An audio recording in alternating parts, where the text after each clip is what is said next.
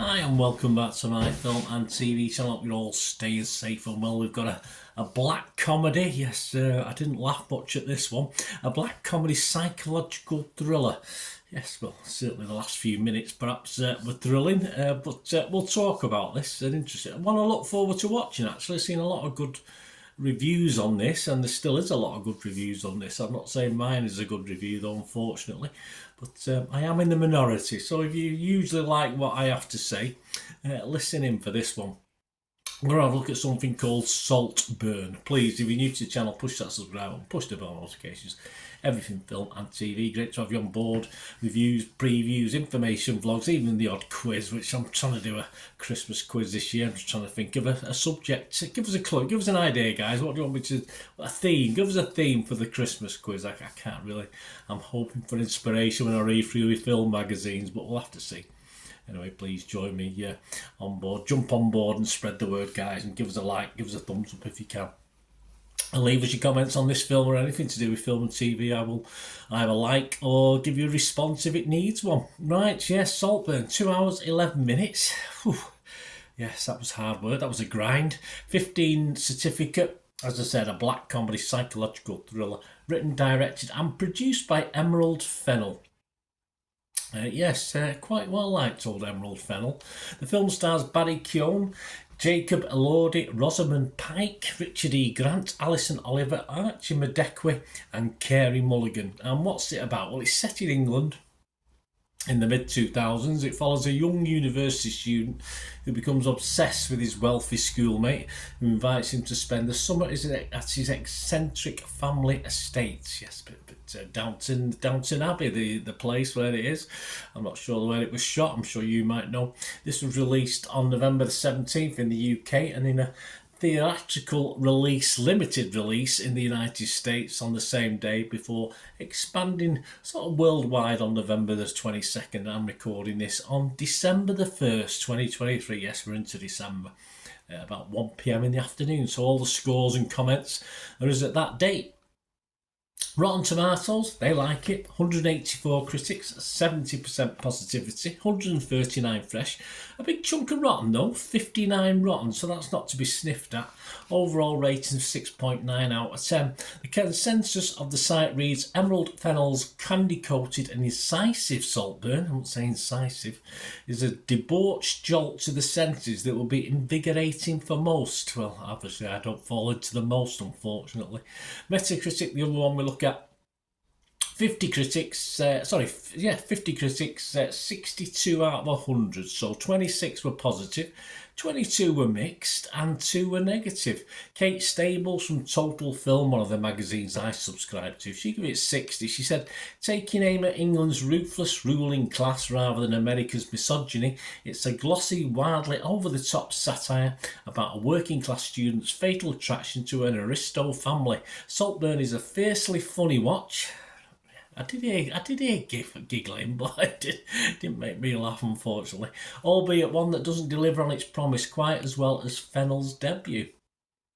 Empire Magazine, I have no idea who this is, it's just Empire Magazine, give it 60 out of 100 and said Fennell's second feature is both evocative and provocative, with lashings of style but questionable substance. It doesn't stick the landing, but the ride right before the nosedive is a properly enjoyable one. So both Empire and Total Film are giving this 60 out of 100.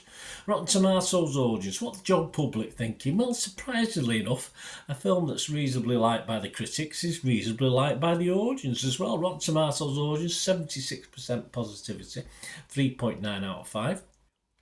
Metacritic, the other site we look at there for the critics, their users, 7.1 out of 10. And Internet Movie Database, there almost 8,000 scores and reviews have been left, and it's coming out at 7.5 out of 10. So what am I? I'm going to be totally different. You know me, I like to be awkward, don't I, old bird? I don't like to go with the crowd. I like to be unique. And I thought this was generally boring. Possibly one of the best Although this sounds a bit silly, doesn't it? Possibly one of the best movie twist endings for a while that I've seen. But the 2 hours getting there for me was pretty boring. Yes, the official runtime is 2 hours 11 minutes. So I quite like the last 11 minutes, but getting there is another matter. I'm not sure what the point of a big reveal is if you've lost interest by the time it's revealed. But hey, some people obviously didn't. Barry Keoghan is very good. Yeah, I liked his role. I've seen him in other things. I'd quite like him. Generally, some good acting, some overacting as well from certain people. Mr. Grant, for instance. Some fair for edginess. Some fairly boring sex scenes for me. Just for a film that's set in the olds, if you like, the 2000s, seemed a little bit tame. I even include the perverted use of a grave for sexual satisfaction, which obviously aims to shock, but just misses somehow. It just doesn't seem to work to me. I've enjoyed things like the Human Centipede, so there you go. It's as though it was trying to shock just to get attention at certain times throughout the film, when perhaps a better thought out script and story for me was needed, certainly for the first 90% of this film.